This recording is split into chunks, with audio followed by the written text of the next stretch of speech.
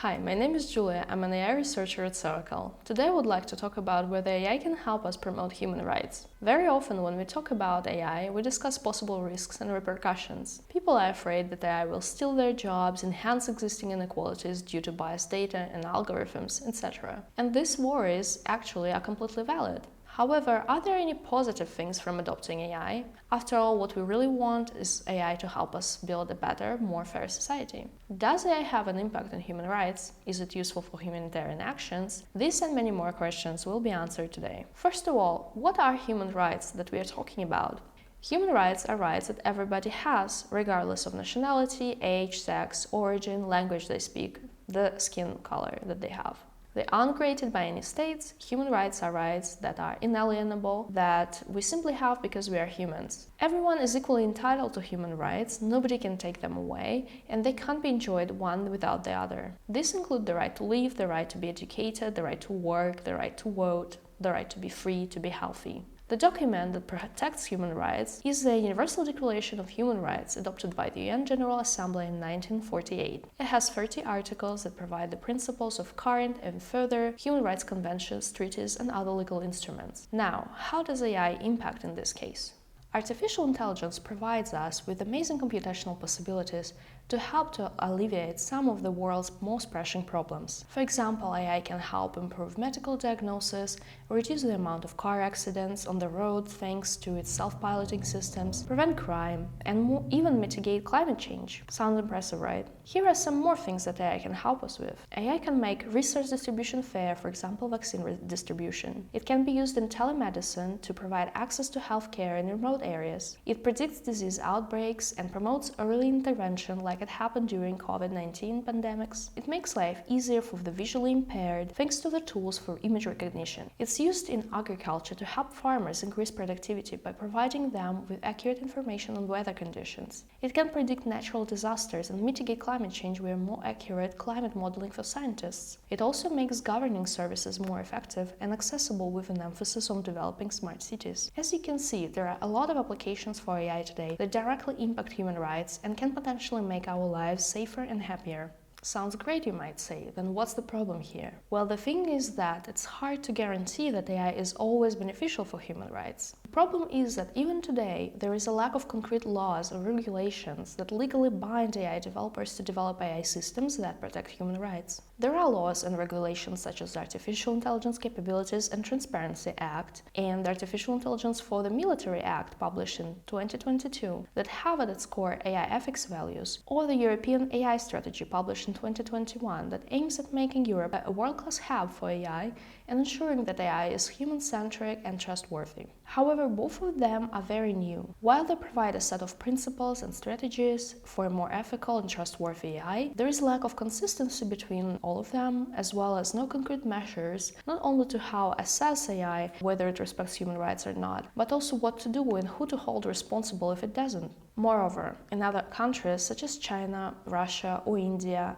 that either have different laws or no laws at all that protect human rights, it makes it even more difficult to protect human rights, and problems arise not only for the citizens, but also other states and other countries. This means that we still have to pursue a universal AI law that promotes the respect of human rights. So what can be done to improve the situation? An important step is to make AI used by the state follow open procurement standards. Procurement should be done openly and transparently. This includes publication of the purpose of the system, goals, parameters, and other information to facilitate public understanding. This usually concerns states, for example, if the state is using facial recognition system for surveillance. However, private companies should also strive to be open and transparent about their AI and reflect on how the systems can promote human rights or enhance further inequalities. Another thing we could do is to conduct an AI audit and assessment. If your AI system might impact human rights, you should investigate it to identify possible risks before development or launch.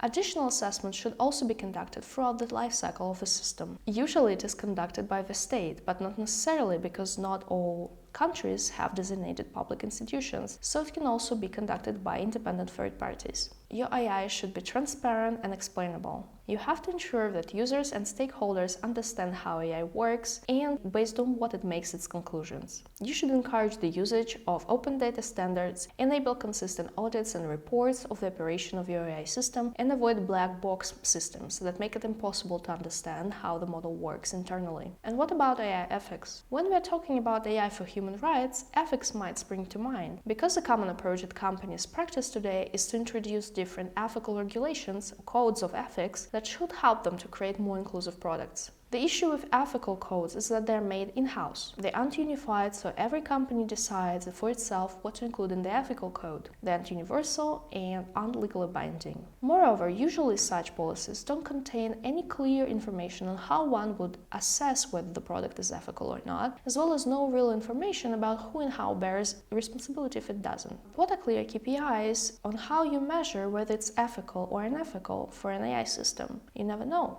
An alternative approach is international human rights law that provides a globally legitimate and comprehensive framework that helps companies predict, prevent, and readdress human rights risks. This law is an organized, unified framework for the development and deployment of algorithms that both states and companies can consider to avoid developing products that violate human rights. It's not just a set of standalone rules, but rather a comprehensive framework that is able to include both ethical and legal risks. International human rights law offers a set of principles that can be applied across different states and that help to ensure that human rights values are respected in AI design. It's the only common set of principles that is globally accepted that makes it extremely valuable. Moreover, as you've probably understood, the law is binding on states. It demands that they have a framework that prevents human rights violations, establishes monitoring and oversight, and holds the responsible accountable for their actions. The framework doesn't focus just on general ideas such as fairness. It provides laws that focus on how much human rights will be impacted by technology. Finally, human rights law provides a framework for balancing rights that come into conflict with each other. Sometimes an AI tool can provide both benefits and risks in terms of human rights. The law provides guidance on what to do in such situation and how to apply the principles